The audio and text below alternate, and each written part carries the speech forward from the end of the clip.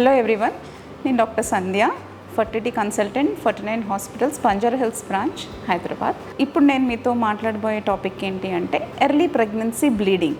అంటే pregnancy early టైంలో వచ్చే బ్లీడింగ్, దాని సిగ్నిఫికెన్స్ ఏంటి, ఎప్పుడు హాస్పిటల్కి వెళ్ళాలి, ఎప్పుడు మనం వర్రీ అవ్వాలి అనేది నేను మీతో మాట్లాడతాను. సో ఎర్లీ ప్రెగ్నెన్సీ అంటే ప్రెగ్నెన్సీ స్టార్టింగ్లోనే బ్లీడింగ్ అనేది కొంచెం అందరినీ యాంగ్జైటీకి గురి చేస్తుంది.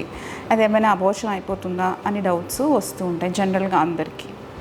సో ప్రెగ్నెన్సీ అంటే నార్మల్గా మన సైకిల్ కంటే ముందే, అంటే ఒకవేళ 28 డేస్ సైకిల్ ఉంటే ఆ సైకిల్ కంటే ముందే కొంతమందికి లైట్ స్పాటింగ్, బ్లీడింగ్ అలా కనిపిస్తుంది.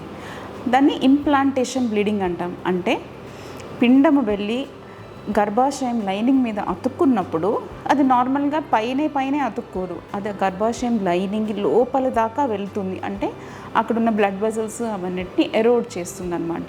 సో దానివల్ల ఏంటంటే ఆ బ్లడ్ వెజల్స్ అంటే రక్త నాళాలని బ్రేక్ చేస్తుంది, కాబట్టి అప్పుడు కూడా కొంచెం బ్లీడింగ్ కనబడుతుంది. కానీ ఆ బ్లీడింగ్ ఎలా ఉంటుంది అంటే చాలా లైట్గా ఉంటుంది, తక్కువగా స్పాటింగ్ లాగా మాత్రమే ఉంటుంది.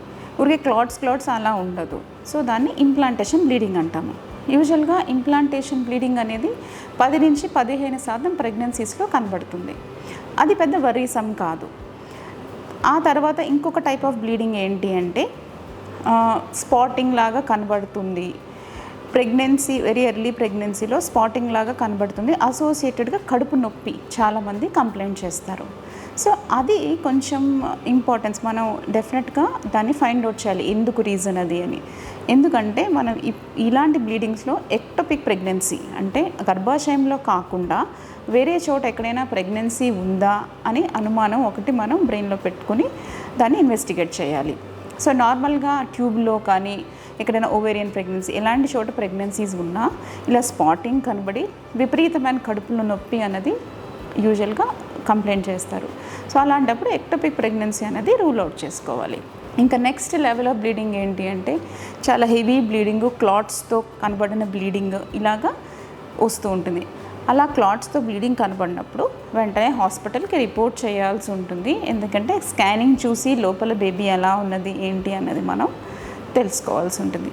ఇలాంటి బ్లీడింగ్స్ ఏవైనా ఎర్లీ ప్రెగ్నెన్సీలో కనబడినప్పుడు మీ డాక్టర్ని కన్సల్ట్ చేయాల్సి ఉంటుంది.